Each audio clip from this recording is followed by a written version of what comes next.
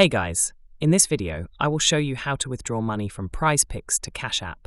Alright, let's begin. First, you need a cash card linked to your Cash App account. If you do not have one, open Cash App, go to the second tab and order a cash card.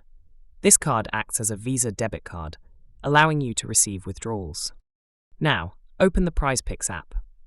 At the top left corner, tap on your balance to open the menu. From here, click on the three lines to access the options. Select Request Withdrawal, and your available balance will be displayed. Enter the amount you want to withdraw and choose Withdraw to Card as the method. Next, enter your cash card details where prompted. Since the cash card is a debit card, the withdrawal will be processed directly into it. Once submitted, allow some time for the funds to appear in your Cash App balance. So that's basically how you can withdraw money from Prizepicks to Cash App. And that's it for this video. If you find this helpful, consider subscribing and giving this a big thumbs up.